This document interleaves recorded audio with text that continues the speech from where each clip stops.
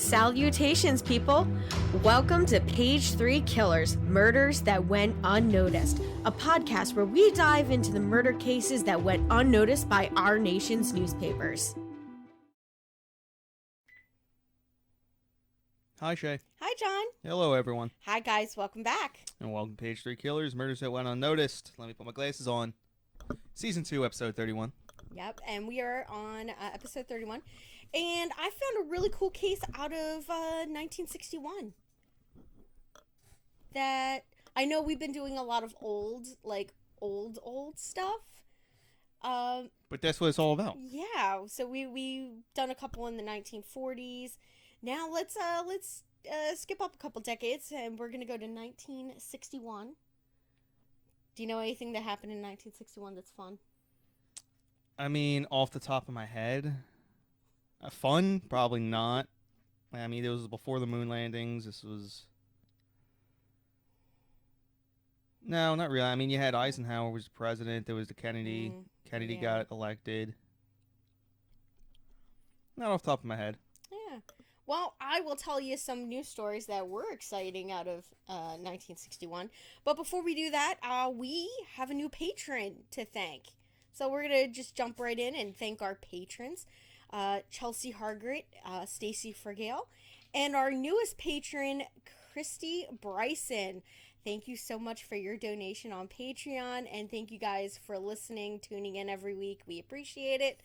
And if you guys out there want to, support the podcast, there's a free way to do that. You can like, share, subscribe, tell people about the podcast, give us suggestions. If you know a case that you guys want to hear about, let us know, and we can take a look at it, write something up, and, talk about it. Or you can hit us up on Patreon and donate as little as $1 a month. Gracias. Yes. So we appreciate you guys. Thank you. All right. So now for our news. So we do have a couple of news stories. What are you talking about? I have a fantasy football draft tonight. This is important. As you guys can tell, we are recording this the Sunday before it's due to air. So, of course. But we do have a couple of good ones here for you. So, for 1961, we're going to start off with July 21st with the Mercury program. Oh, see, there was something space-related. I was kind of close. I was like, as soon as you said lunar landing, I was like, oh, yeah. And I didn't want to go and say anything because I wanted you to see this and be surprised. Nailed it. Yes. So we have the Mercury program. So Gus Grissom, pilot of the Mercury Redstone 4 capsule, Liberty Bell 7. Is that the whole name? That's what it sounds like. Oh, geez. They couldn't make it easier on themselves? I don't know. Yeah. Okay, so he becomes the second American to go into space in a suborbital situation. And on the 21st is, I believe, when it splashes down in the ocean. Unfortunately, that capsule prematurely opened, and it did end up sinking. And we recovered it, I believe, in 1999. Wait, so did he die? I don't think so.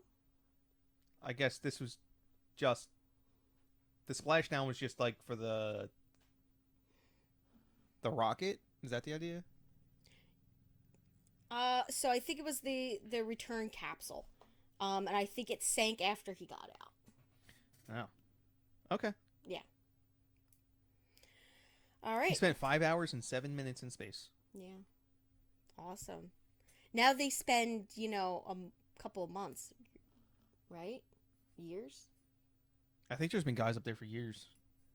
Really? I mean, wonder the space how that would station's the affect largest... your bone density and stuff like that. Because I know that there is some subtle effects. Oh, it destroys it. Like those guys that if you never see them walk off of the space shuttle. Yeah. Like in the early days, you would because they weren't up there long enough. But nowadays, you don't.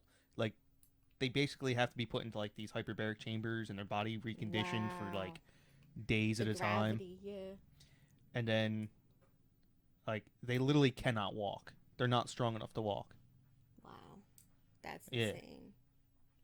Yeah, because you're not really using your muscles. Yeah, your You're muscle. floating. So it's weird because you can work out in space, Yeah. and it's basically the same thing. Resistance is resistance, but like the very specific muscles you use every day to just function Yeah. get atrophied. So like the Wow. small muscles in your legs and your like uh Like your joint, like your yeah, like ankles. this it's the small and the connective tissues and Yeah. all that good stuff that are normally just stressed all the time. All of a sudden don't have any stress on them and they just atrophy and it's weird. That's insane.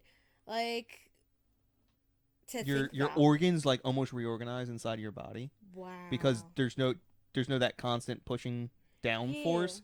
So like they kind of settle in like a different position. Wow. It's not like a That's lot, but crazy. it's weird.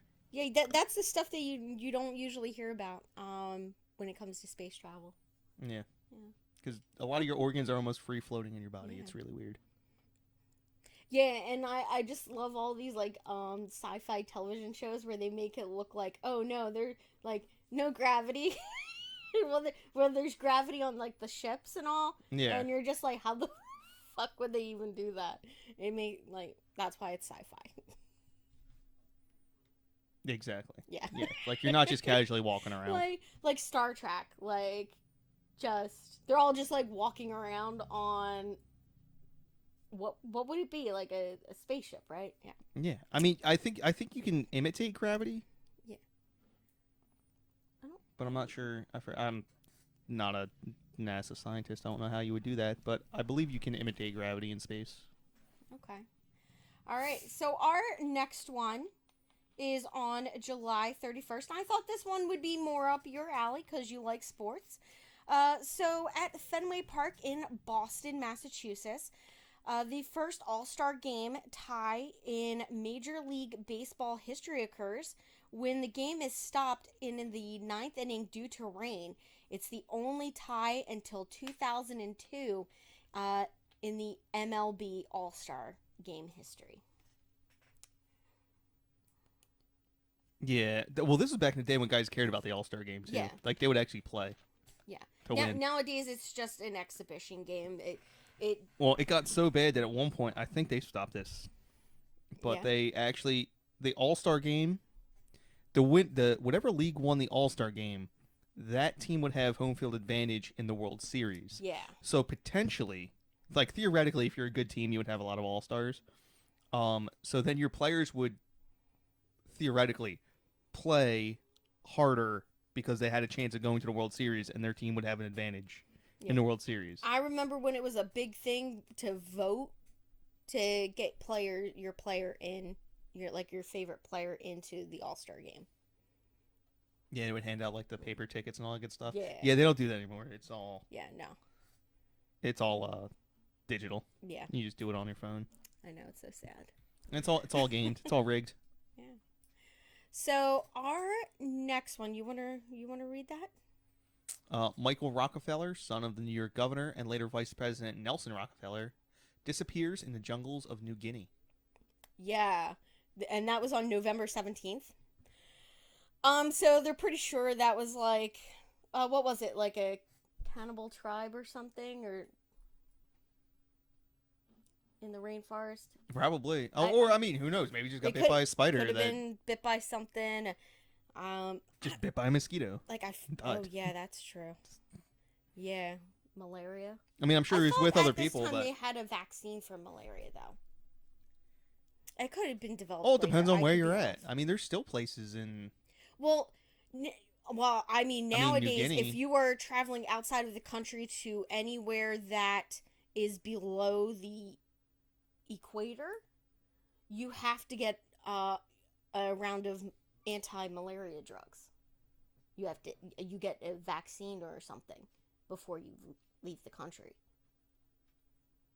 I guess so, but Yeah. like, doesn't matter. You're in the jungle of New Guinea. Because I remember we were going on a cruise Doesn't have to be malaria. It could be anything. And our doctor had to ask us where we were going to, because they were like, "Oh, you might need this," and we weren't going far enough south.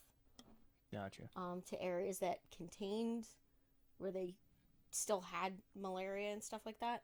So yeah, lucky I didn't have to get that stuff. All right, so our next one is December 11th, and that would be the Vietnam War officially starts, and the first American helicopter arrives in Saigon, along with 400 U.S. personnel. Yeah, and it is officially started. Yeah. But I believe the French were there in 56 or 58, somewhere around there. Yeah. Fuck the French. Well, yeah, because it was a French colony at the time. Yeah. And the French finally got sick of it. Yeah. I don't even know why we got involved in that. That was like one of the worst decisions ever. But it fueled theory. It fueled the American war machine. So, which ironically, like I said, Eisenhower was the president. No, I said Eisenhower was the president at the time, and he was the person who coined the term military-industrial complex. Yeah. Like, I get it. There's a lot of people in the government that represent big business in, like, war companies. Like, manufacturers of planes, ammo, guns, like, military stuff. And that's why our country is so, like, gung-ho with the war thing. I'm just getting tired of it. Like, where are we going to have a war next? We're invading Canada. I don't think we're invading Canada. Canada's too nice. Although, I find it very funny. No offense to our Canadian fans out there. I do know that we have a few. No offense, but they've committed just as many atrocities on people as, the American colonialists did. And, I mean, you really don't have any room to judge. Just saying. Right, babe? I mean, I guess so. Okay, so for our CD side, we got only one thing that I found that was, like, particularly interesting. Or,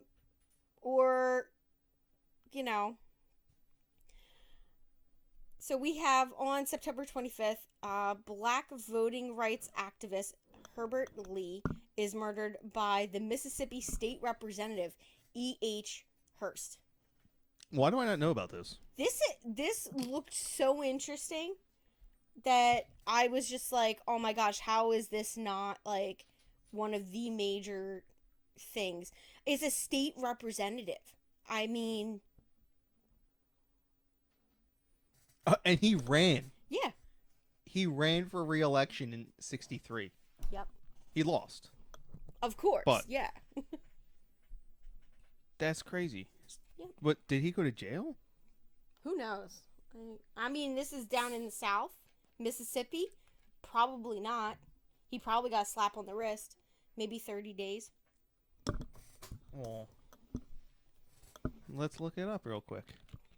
Aftermath. Despite Hurst killing Lee. Blah, blah, blah, blah, blah. Alright, continue. Yeah. So, while John's doing that, I'm just going to give you guys a little background on our case for today. So, like I said, we were going to be talking about he was convicted in 1994 of the murder. Wow. Really? Yep. Like 30 years later? 33 years later. Because they didn't even bother trying him because they knew the area, there was too many KKK members in the area, and that no matter what, it wasn't worth the state's time and energy to try and convict him. Thank God they did it finally. Some justice. Yeah, when he was in his mid-70s. There's no statute of limitations on murder. Yeah. So. Yeah, his first trial was a hung jury. Wow. Yeah. All right. So we are going to be talking about murder aboard the Bluebell. And for the background, now the Bluebell was a 60-foot twin-mast sailing ketch, which is basically like a yacht, um, based out of Fort Lauderdale, Florida. Now, the ship was scuttled following an act of mass murder that was carried out by the ship's captain, Julian Harvey, on November 12th, 1961. Now, I don't want to go too far into this whole thing, but we're going to find out exactly what went down that night. We're going to tell you guys basically what happened, because there was one sole survivor of the murder of this entire family. So it was the Duperrault family. I believe that's how it's pronounced.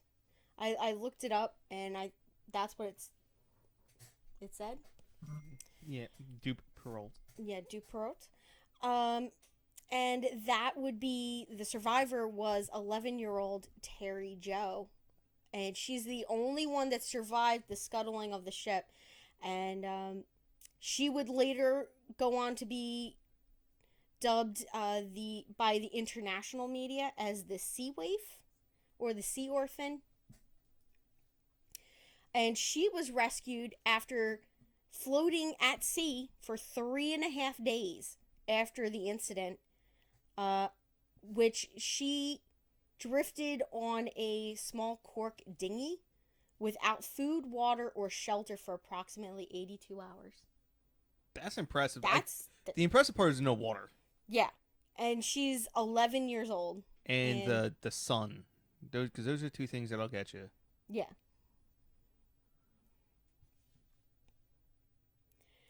So now we're gonna start off. So the final trip made by the Bluebell consisted of 40-year-old Arthur Duperrault, his wife Jean, and their 3 children, Brian, Terry Jo, and Renee. Now, Arthur was a very successful contact lens optometrist. And they lived in Green Bay, Wisconsin. And he had a long dream of taking his wife and children on a week-long family vacation to the Florida Keys or to the Bahamas, which was a, up-and-coming place to visit.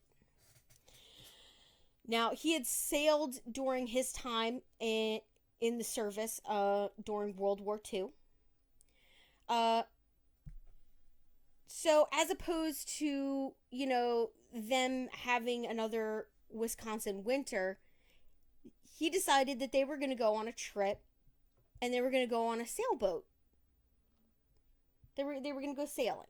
So, like, he could, experience that again and, have, like, a good family bonding trip. They do not have sailboats in the Navy. I mean, they do, but they really don't. Like, he wanted to go sailing, like on a boat, like whatever. Babe. Is it really sailing if you're?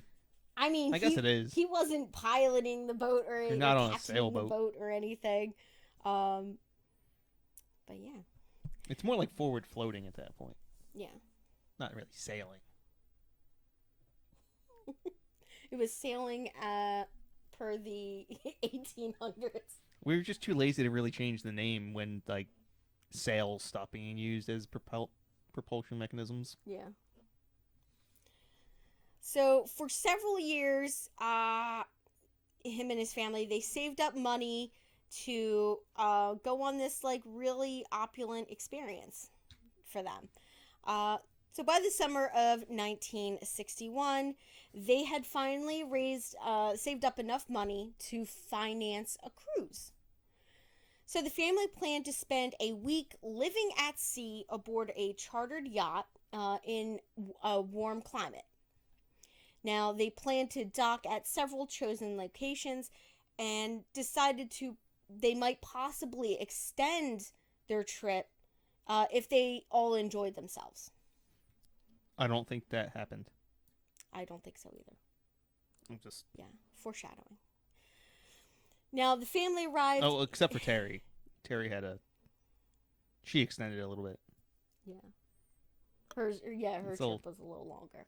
Yeah. Now, the family arrived in Fort Lauderdale in early November, where they chartered the 60-foot ketch named the Bluebelle, and it was stationed at the Bahine Mar Marina. I'm pretty sure that's what it was. And they rented it for $515. Oh my God, $515. Yeah. That's like a joke. Nowadays, you're like, what? Yeah. So Arthur hired a well-known local yachtsman, 44-year-old Julian Harvey, with whom he was acquainted, to skipper the vessel for $100 per day. That sounds like good wages. Yeah. Now, Harvey's sixth wife, 34-year-old former stewardess, and aspiring writer Mary Dana Harvey, her maiden name was Jordan, was also appointed to serve as the cook on board the Bluebelle. This guy's already sketchy. He's 44. He's on his 6th wife. Yeah. I'm like, dude, it's about to get so much worse. Like, they're pretty sure they know what happened that night. But some of the details are a bit sketchy. Because they don't know 100%. So they have what Cherry Joe saw. They have, like, the interview that they did with Harvey. Afterwards, well, I'm pretty sure they probably have 2 interviews at least. Because one, he didn't know she was still alive. And then the other one, he did, I think. So, the Duperrault family boards the Bluebelle at around midday on Wednesday, November 8th, 1961. And the vessel was last seen leaving port early that afternoon. So over the following 4 days, the family traveled to locations such as Bimini and Sandy Point, where the Duperraults purchased souvenirs and engaged in activities such as snorkeling. Which, it sounds like a fun family trip. Like, that sounds like a great trip. Like, if they, didn't go back out that last day, that would have been great. Now, on November 12th, at their final port of call, prior to returning to Florida, I'm assuming that it was Arthur Duperrault and the Captain Harvey visited the office of British District Commissioner Roderick Pinder, to whom Duperrault stated, "This has been a once-in-a-lifetime vacation," and he added, "We'll be back before Christmas." Wouldn't that not make it a once-in-a-lifetime vacation?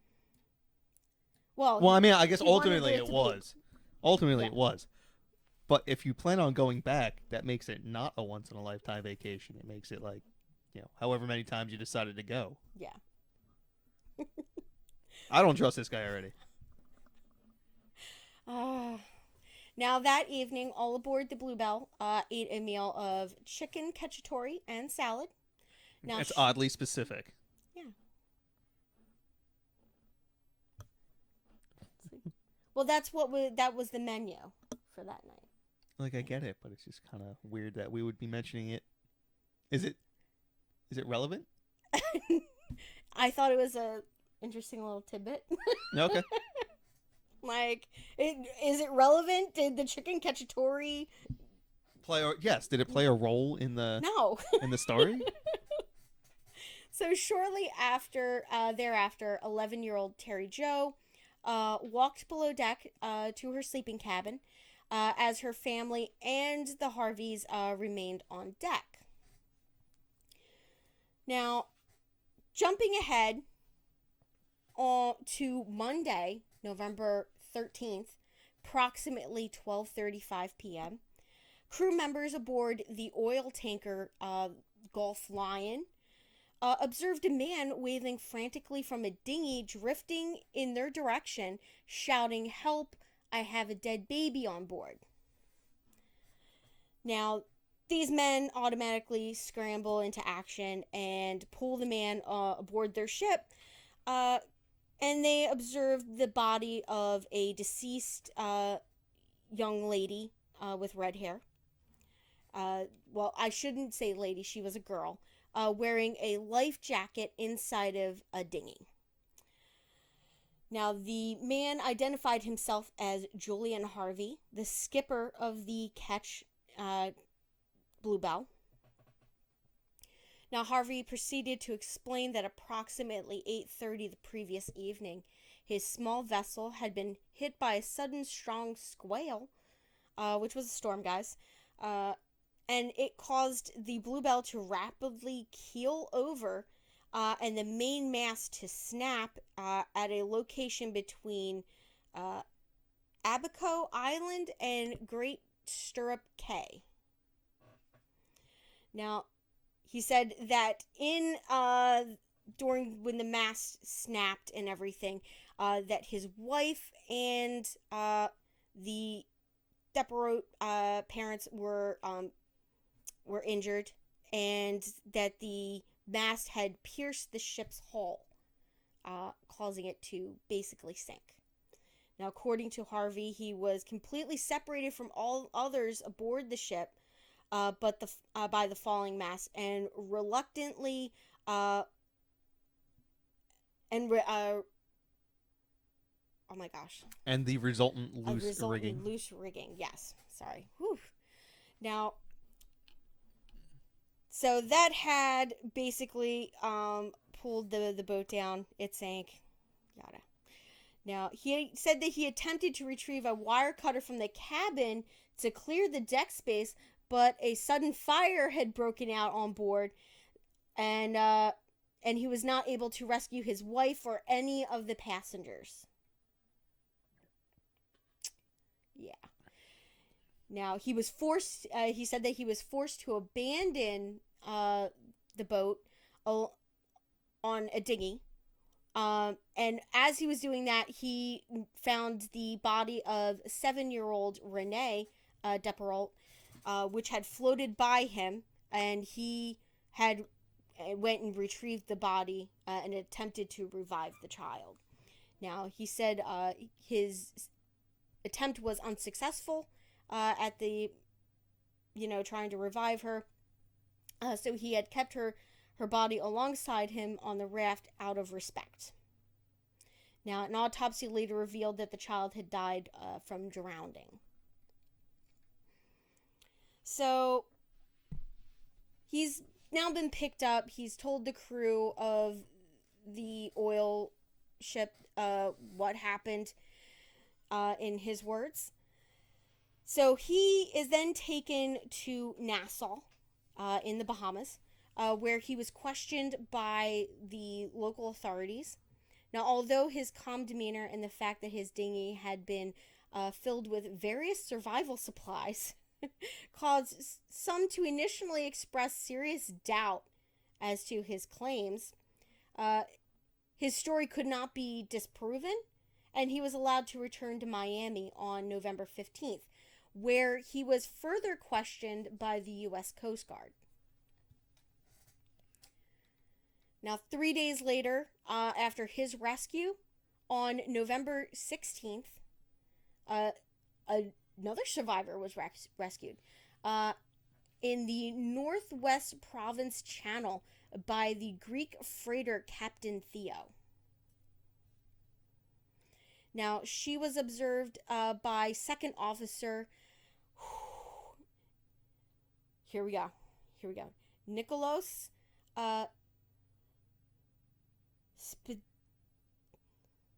Spidakis. Okay. Spitzdakis. Floating. Spatchidakis. Spetzdakis? Okay. Spatchidakis. Yeah. The only reason I'm able to get that last N is because my boss's name is Greek. So I can pronounce some Greek things. Now, floating aboard a 2 by 5 foot, so it was 2 foot by 5 foot cork float, approximately 1 mile from the freighter. So Spectacus immediately summoned Captain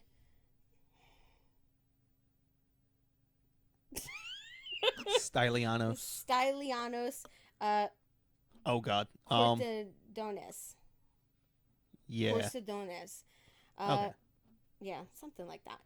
To the bridge. Corsodontis. Corsodontis? You really? Okay. Corsodontis. Okay.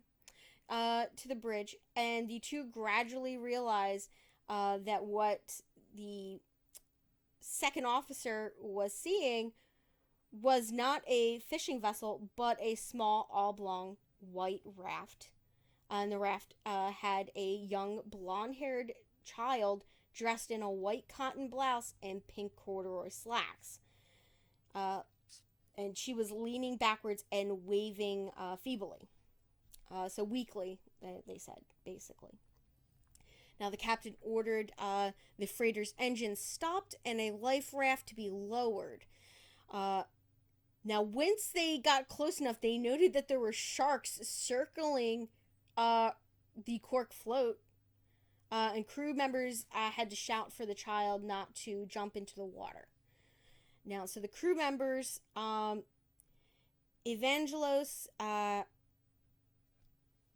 Kentzelis, lifted the child aboard the raft, and she was hoisted aboard the Captain Theo and placed in a spare cabin. Now, once aboard the freighter, the crew rapidly discovered that the child was incoherent and barely able to speak.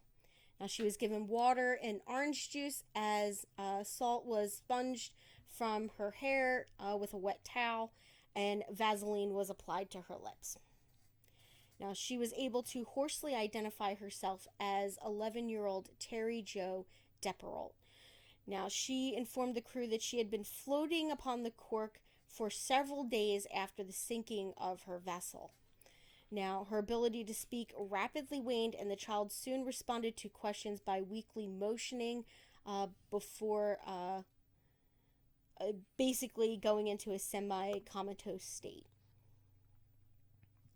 Now, the crew of the Captain Theo did not retrieve the cork float upon which Terry Jo had drifted for almost 4 days. However, a member of the Coast Guard did locate and retrieve the raft from the ocean several days later.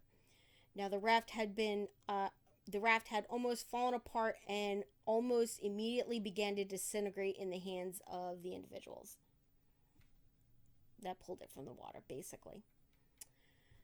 So the captain Theo immediately informed the Coast Guard of their discovery and the child's medical condition. They let them know, what state she was in, and a rescue helicopter was summoned.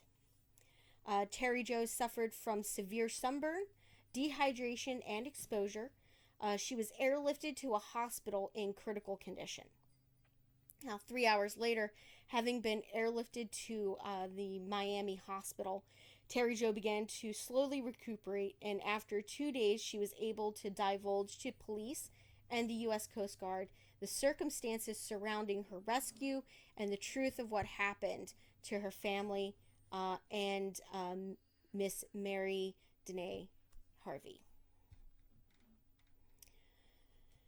So, in Terry Jo's statement, she says that on November 20th, she had regained sufficient strength, on November 20th is when they interviewed her. She had regained sufficient strength to reveal to investigators that, what had happened on the night of the 12th. Uh, so she said late on November 12th, the Bluebell began its return journey to Fort Lauderdale, Florida. At around 9 p.m., Terry Jo had entered the lower cabin where she was sleeping, leaving her parents, siblings, and the Harveys on deck. Now, later that evening, she was awakened by the sound of her brother screaming and calling for his father, and heavy footfalls, which she had decided to investigate. Now, above deck, she observed the body of her brother and mother in the main cabin, not far from the galley. Now, walking further onto the deck, Terry Jo had observed Harvey carrying a bucket, and he had simply struck her and shoved her below deck, shouting, "Get back down there." Now, the terrified child returned to her cabin only to observe oil and water beginning to gush onto the floor of her cabin approximately 15 minutes later. Now, that time, Harvey then entered her cabin with what appeared to be a rifle in his right hand. She said that the two of them made eye contact, but Harvey did not shoot her. He simply returned above deck. Terry Jo then heard hammering sounds. Shortly thereafter, she decided to return above the deck, only to observe Harvey standing on the deck and the vessel's dinghy floating on the port side of the boat. Now, she had asked, she said that he had asked her, she had asked him, "Is the dinghy loose?" To which he replied, okay, for some reason, I really messed up right there. And I just wrote something that didn't make sense to me. So she asked him, "Is the dinghy loose?" And I'm guessing she didn't get a reply to that. He ordered her to hold the rope attached to the dinghy while he retrieved something. Now, by the time Harvey returned, the rope had slipped out of her hands, and in response, he immediately dove overboard and swam toward the dinghy, abandoning Terry Jo on the sinking vessel. Now, she recalled that the small oblong cork float leashed to the deck, Terry Jo untied this float as the boat deck began to sink beneath the ocean. Now, she then threw the float over the side before jumping off and swimming towards the life raft. And she basically just started floating on open water with nothing around her. She then drifted upon the sea for 3.5 days without food, water, or shelter. And her raft had been so small that Terry Jo had to remain sitting upright for the entire time that she was on there. And she said that she had repeatedly prayed for a rescue. So Terry Jo was adamant, though, that the mast of the Bluebell had been intact and that there had been no fire aboard the vessel. And that the sea was calm throughout the entirety of the events prior to the sinking of the ship. Now, shortly thereafter, she was informed that Captain Julian Harvey had been picked up alive 3 days prior to herself in a life raft alongside the body of her sister. Now, on November 16th, Harvey had reiterated his story to the U.S. Coast Guard investigators that a sudden swell had brought down the Bluebell's masts, holding the ship's hull, rupturing the auxiliary gas tank, and starting a fire. Now, the circumstances of which made it impossible for him to rescue anyone else but himself. So he basically repeated his story during that inquiry. Now, on November 17th, Midway through his scheduled interrogation, he was informed that Terry Jo had been rescued the previous day, on the 16th, and that her condition was improving. His response was to exclaim, "Oh my God," before quickly and calmly adding, "Isn't that wonderful?" Now, he was then informed by a lieutenant named Ernest Murdoch that an official investigation into the loss of the Bluebell and her passengers was to be launched that day. Now, shortly thereafter, he asked to be excused from further interrogation, claiming that he was tired and that he wished to speak with his wife's family. Now, his request was granted, and he drove a short distance to Biscayne? Yeah, that's what I would call it. Biscayne Boulevard. Yeah, Biscayne Boulevard, where he checked into the Sandman Hotel under the assumed name of John Monroe. He paid cash for the room. He then paged a 2-page suicide note before committing suicide by slashing his thigh, ankles, and jugular vein with a razor blade in the motel bathroom. His body was found by a maid approximately 2 hours later. The suicide note, addressed to a close friend from his days in the military, was found on a dresser within the room adjacent to his body. Now, this note left no explanation or apology for his actions, but simply ended with the words, "I got too tired and nervous and couldn't stand it any longer." The note also requested the recipient take care of his 14-year-old son, Lance, that he had wanted to be buried at sea. So the question is, which wife was this son? I have no idea. So here, I'm going to have you read this next section for me that's in red, babe. So I have a little section of the U.S. Coast Guard's official report into the loss of the Bluebell from April 25th, 1962. So you wanna read that?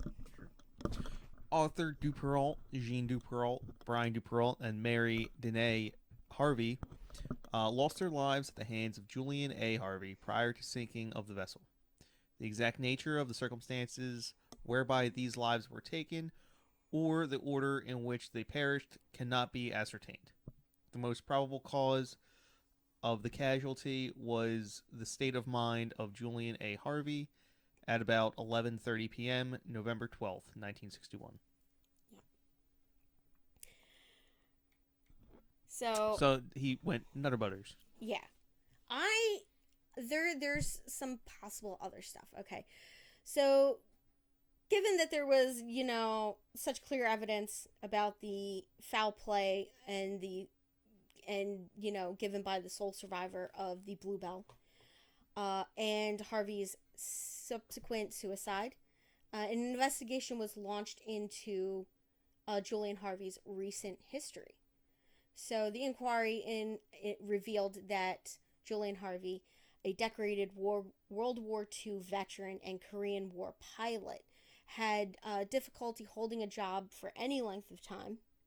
Now, he had serious financial problems and had recently arranged a double indemnity insurance policy for the life of his wife just 2 months after their marriage in July of 1961. He literally just married her. He was married her for 2 months. Now, furthermore, just 1 month prior to the Duperrault family's chartering of the Bluebell, Harvey had been hired by the vessel's owner, businessman Harold Pegg, to take any tourists to sea upon their desired cruise in exchange for $300 a month and free accommodations aboard the Bluebell. Now, this agreement may have formulated Harvey's plan to murder his wife at sea. Now, the Harveys first chartered clients were the Duperrault family. The conclusion of the inquiry was that Harvey had planned to kill his wife to collect her $20,000 double indemnity insurance policy, which would yield double the insurance sum if she died accidentally. Now, however, Harvey may have been observed by one of the Duperrault, either the husband or the son, either in the act of murdering his wife or the disposal of her body. Now, Harvey had then proceeded to kill the Duperrault family, Arthur, his wife, their 2 children, who may also have witnessed the murder. Now, furthermore, he had likely retrieved Renee's body from the ocean to add credibility to his story. Now, in closing, the inquiry concluded that had Harvey not committed suicide, he would have been prosecuted for murder of all those who had died aboard the Bluebelle and the attempted murder of Terry Jo. Now, this isn't his first plot of foray into insurance fraud. Yeah, not his first foray. So, upon searching further into his background, investigators discovered that he had previously survived a 1949 car accident that had killed his second of his previous 5 wives and her mother. Now, in the accident that had occurred, he had been driving a 1946 Plymouth Deluxe, which had plunged off of a bridge at high speed into a bayou on a rainy night. Now, apparently, he had swam to safety, leaving his wife Joanne and her mother Myrtle Boylan to drown. Now, one of his boats, the Torbatros, had also previously sunk, running into the submerged wreckage of the warship San Marcos, which had sunk in 1911 in shallow waters within the Chesapeake Bay. Ooh, we've been there, Chesapeake. Now, the crew members in his companions had repeatedly warned Harvey to steer clear of the wreckage, but he had repeatedly navigated his vessel around the prohibited site, claiming to his crew's passengers to be attempting to read an inscription upon a buoy marking the site. Okay.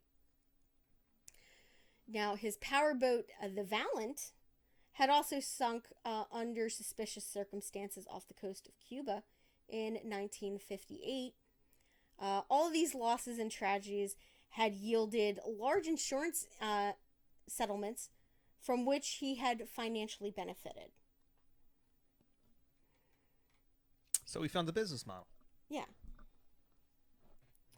Now, following the loss of her family, Terry Jo returned to Green Bay to live with her father's sister and her grandmother and 3 cousins in the city of Duperrault? Right? Yeah. I guess I'm not Pierre? from Green Bay. If anybody in Green Bay is out there, let me know. Duperrault? I don't know. Duperrault? Yeah, that might be it. Now, she refused to part with the blouse and slacks she had worn prior to her rescue. Good for her. Yeah. Now, the following year, she changed her name to Terry. Or Teray? Teray? In part due to her refusal to be viewed as a victim. Now, due to contemporary psychological coping strategies in the early 1960s, authority figures very seldom spoke with Terry Jo about her ordeal, and she received no trauma counseling at all. So, coincidentally, right? Yeah. she did not speak publicly about the loss of her family and her survival ordeal over the next 20 years. So Teresa later married and had 3 children. As an adult, she chose to live and work on close to the ocean. And she's now retired and is in Wisconsin. In 2010, Terry Jo Duperrault Fassbender released her memoir, Alone, Orphan on the Ocean. It was co-authored by psychiatrist and survival expert Richard Logan. This book details her family's final cruise, Harvey's murder of her family and his wife, and the 3.5 days she spent drifting upon the cork float before her rescue. Now, some individuals, including writer Earl Stanley Gardner, have speculated as to why Harvey did not actually murder Terry Jo upon the Bluebell. Now, they speculate that Harvey may have accidentally, subconsciously wanted to be caught and punished for his actions. No. No. However, this one here is probably more likely. Logan and others have theorized that Harvey had actually intended to kill her, but when Terry Jo accidentally dropped the rope connecting his dinghy to the Bluebell, he was forced to dive overboard in order to prevent its floating away without him. He needed her to hold the rope. Left her alive on the sinking ship, believing that she would not survive. That, I feel, is more likely. Yeah. Likely the story. Now, 49 years after her ordeal, there's also the fact that she didn't witness the murder. Yeah, all she saw was she heard her brother scream, a bunch of heavy footfalls, which could have been her father or Harvey. She did not see her father, as far as I'm aware. The only bodies that she saw were her brother and her mom, which were in the galley. Yeah, so there might have been something to do with that. The fact that theoretically, even if she was discovered, she never saw anything. Yeah. Except for his behavior after the fact, while the ship was sinking. So Teresa Jo granted a televised interview with morning television show Matt Lauer, in which she stated, "I think he probably thought I would go down with the ship." Now, she also stated her belief that Harvey had originally intended to discreetly murder his wife and dispose of her body, later to claim that she had been lost at sea, but that his wife likely fought her husband, attracting attention of some of her family members. Now, Teresa Jo also stated she does not wish for people to reflect upon her ordeal and opine. Okay, yeah. Now, and this is what she said, like, "Oh, gee, that poor girl," but rather she wanted them to think to themselves, she has gone on with her life.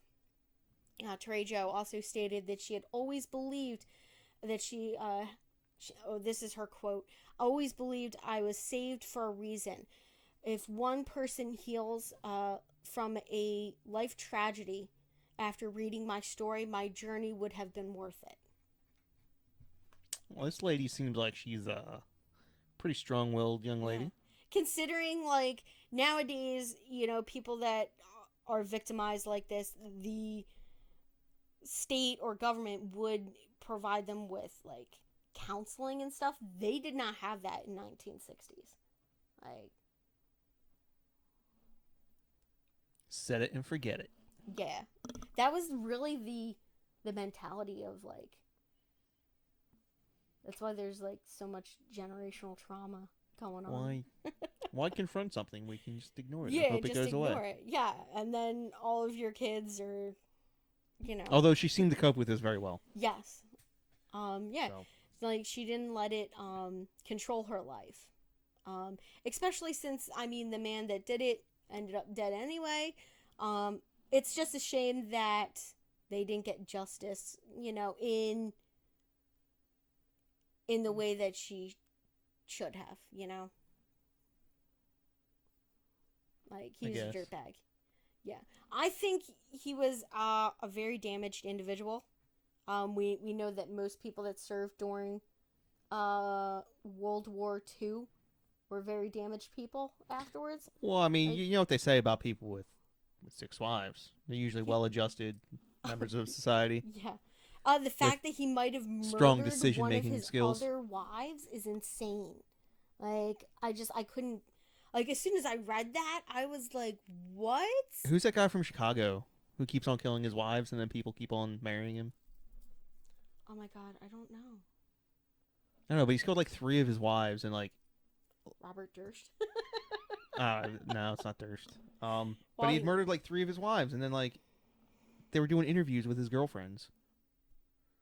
Like, what are you thinking? And they're like, well, he didn't do it. Oh wait, no. Okay. So there was one in Chicago, or not Chicago.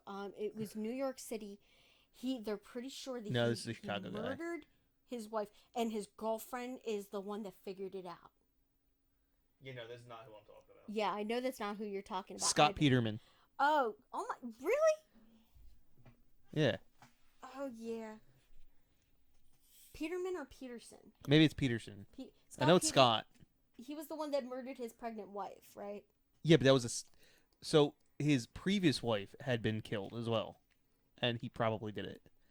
And then he killed his next wife, and then like he was, at least last time I had looked into this, like he was scheduled to be married again, and like, what the heck are you thinking, lady? Oh yeah, that's insane. But like basically her response was like, well, he didn't do it. And even like the police were like, no, we screwed up the investigation. He did it. Yeah. He goes, there's no doubt. He goes, if there's a guilty human being on this planet, he is it. Yeah. But they couldn't. They messed up with the. Yeah. And that usually happens with these high profile ones. I mean, come on. You have O.J. Simpson, most guiltiest guy in the world. Even the people who were on that jury said, no, we voted not guilty because of Rodney King. Or thereabouts, similar. Yeah. They found out that there were some crooked cops and they said, all right, not guilty.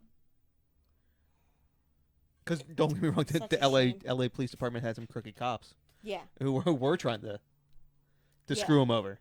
But that doesn't mean he didn't do it. Yeah. Yeah, so that is the murder aboard the Bluebell. I hope you guys enjoyed this episode. I thoroughly enjoyed researching this one. I really want to read her book.